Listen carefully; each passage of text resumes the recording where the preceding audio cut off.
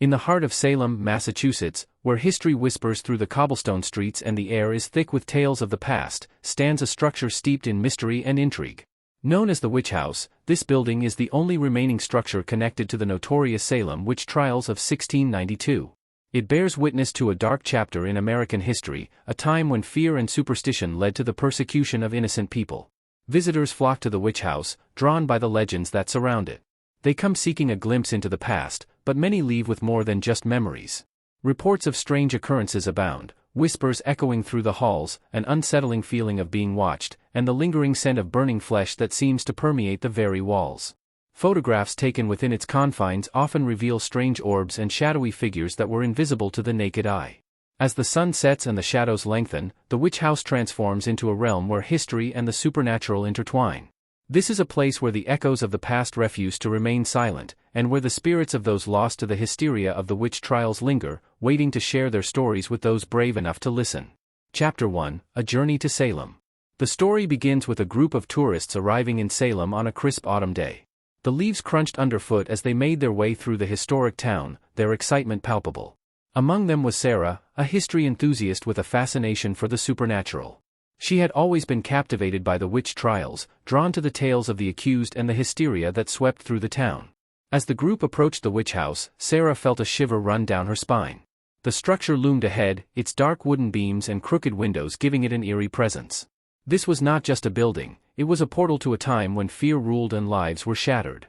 The tour guide, a local historian named Tom, welcomed the group with a warm smile, though there was a glimmer of something deeper in his eyes, a knowledge of the house's dark past that sent a thrill of anticipation through Sarah.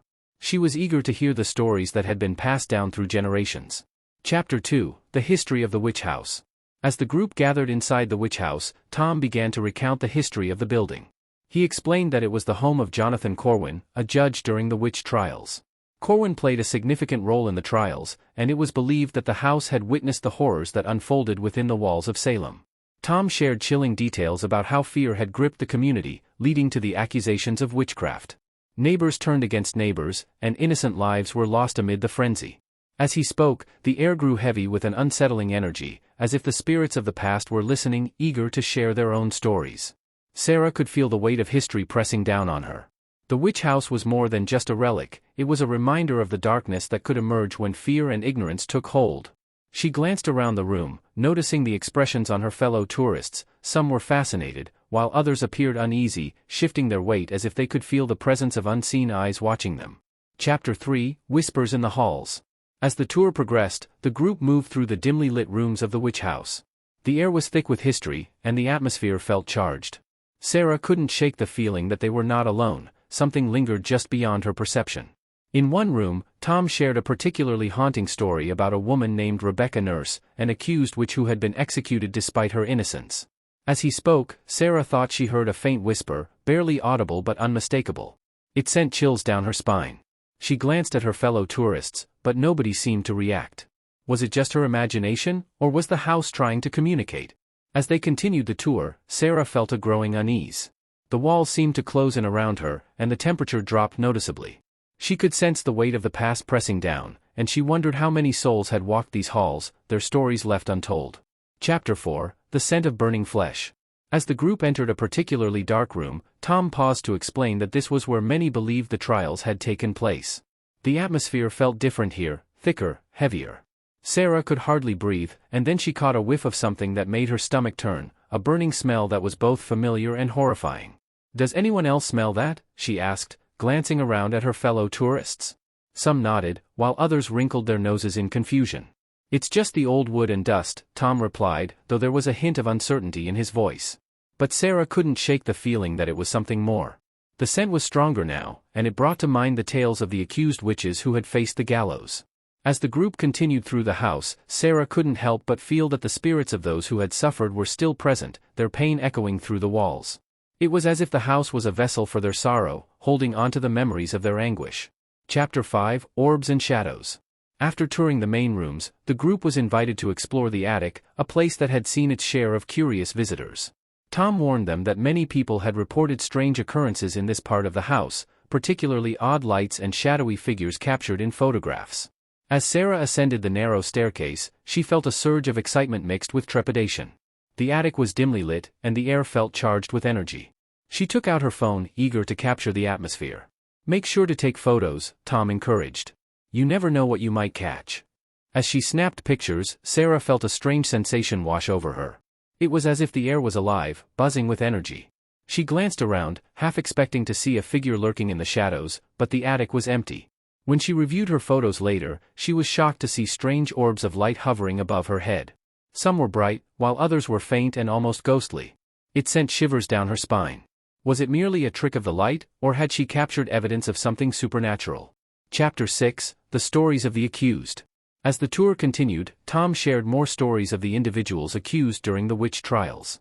Each narrative was more harrowing than the last, filled with tales of betrayal, fear, and tragic endings.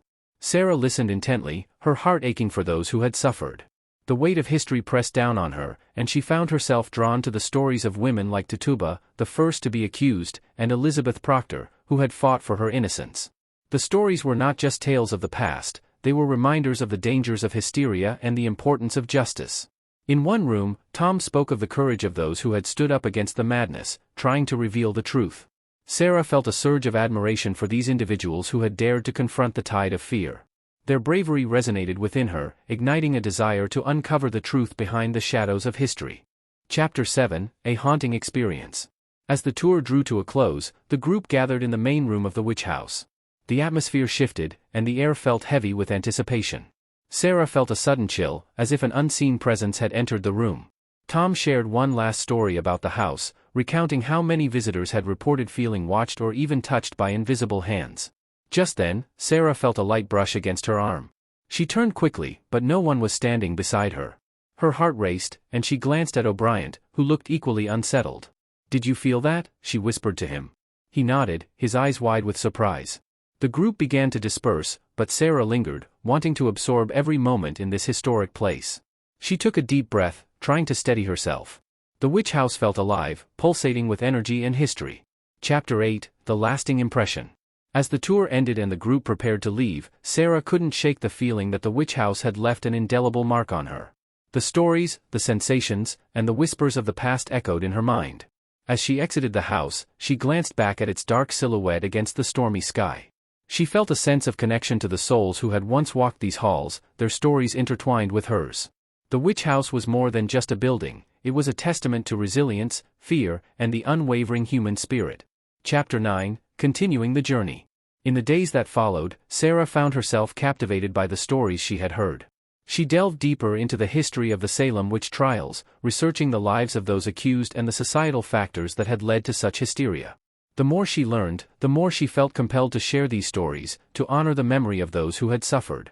She began writing articles and sharing her findings online, hoping to shed light on the lessons of the past. Sarah felt a sense of purpose in bringing awareness to the injustices faced during the trials, and she was determined to ensure that the stories of the victims were not forgotten. Chapter 10: The Legacy of the Witch House. As the years went by, the witch house continued to attract visitors from around the world. Each person who stepped inside felt the weight of history pressing down upon them, and many left with their own stories to tell.